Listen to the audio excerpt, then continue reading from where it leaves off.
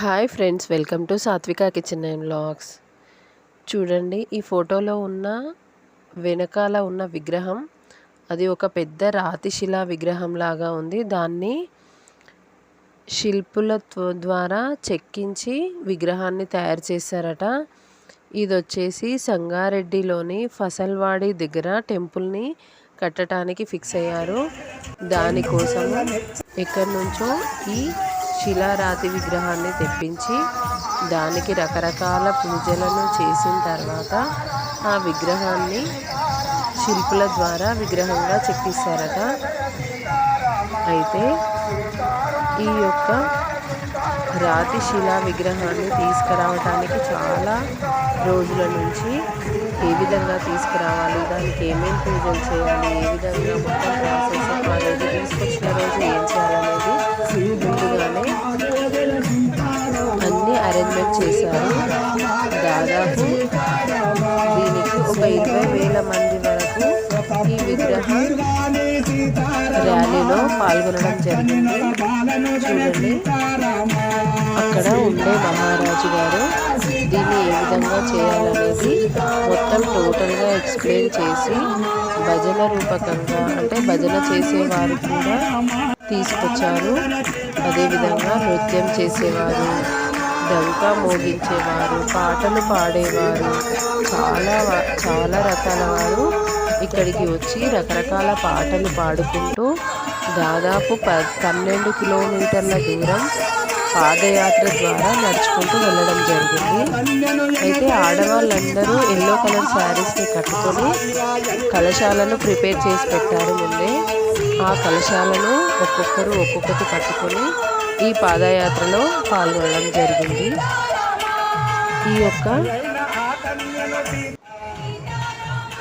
రాతి శిల్పాన్ని చూడండి, ఎంత చూడముచ్చటగా కనబడుతుంది.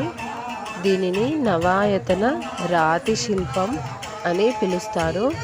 దీన్ని ఊరేగింపుగా భజనలతో చాలా డంకా మోగించుకుంటూ, పాటలు పాడుకుంటూ, నృత్యాలు చేసుకుంటూ ర్యాలీగా 12 కిలోమీటర్ల దూరం నడిచాము.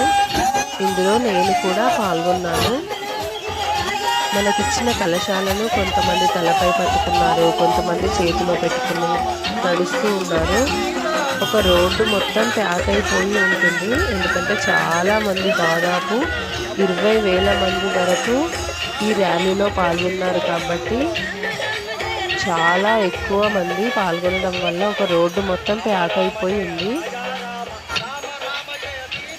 అందరూ పసుపు రంగు చీరలు కట్టుకొని ఈ విధంగా ముందుగానే ప్లానింగ్ వేసుకొని చేశారు. చూడండి, కొంతమంది సేవకులు సైడ్ నుంచి ఇక్కడ అక్కడ స్టిక్ పట్టేసుకొని లాస్ట్ సైడ్ రాకుండా కొంచెం త్రోవలాగా దారిలాగా ఇచ్చుకుంటూ అందరూ ఈ విధంగా ర్యాలీలాగా నడుచుకుంటూ వెళ్ళిపోయాము. దాదాపు 2:30కి అట్లా స్టార్ట్ అయిన ర్యాలీ అక్కడికి టెంపుల్ దగ్గరికి, ఫసల్వాడి దగ్గరికి చేరుకునేసరికి 8:30 అయ్యింది. 8:30 దాదాపు అయ్యింది. తర్వాత కొంచెం సేపు గురువుగారు వారి ప్రవచనాలు వినిపించారు. తర్వాత ప్రవచనాల అనంతరం ఈ రాతిశిలా విగ్రహానికి అభిషేకం చేయడం జరిగింది. అందరూ తమ యొక్క కలశాలలో ఉన్న నీటిని, కలశాలలో ఉన్న వాటర్ని ఈ యొక్క రాతిశిలా విగ్రహం పైన అభిషేకించడం జరిగింది. అదేవిధంగా ఇక్కడ భోజన సదుపాయాలు కూడా కలిగించారు. మధ్యాహ్నం 2 గంటలకు ఆ విధంగా స్టార్ట్ అయింది కాబట్టి అంతకు ముందే, అంటే 12 o'clock నుంచి భోజనాలు స్టార్ట్ చేశారు. దాదాపు రాత్రి 10:30, 11 వరకు భోజనాలు అందరూ చేశారు. దాదాపు 20,000 మంది వరకు ఈ యొక్క ప్రోగ్రాంలో పాల్గొనడం జరిగింది. కోలలు ఆడేవారు ముందరలో కోలలు ఆడారు, నృత్యము నాట్యము చేసేవారు అది కూడా చేశారు.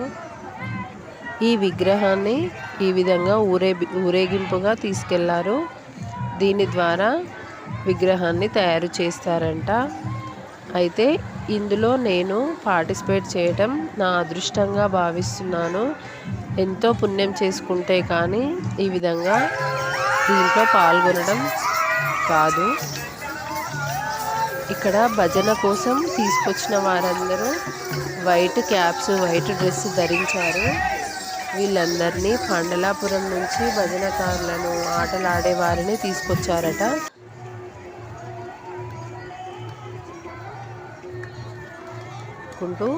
ఈ విధంగా మధ్యాహ్నం 2 గంటల నుండి రాత్రి 8:30 వరకు పాదయాత్రలో పాల్గొని దేవుడి కృపకి పాత్రులమయ్యాము.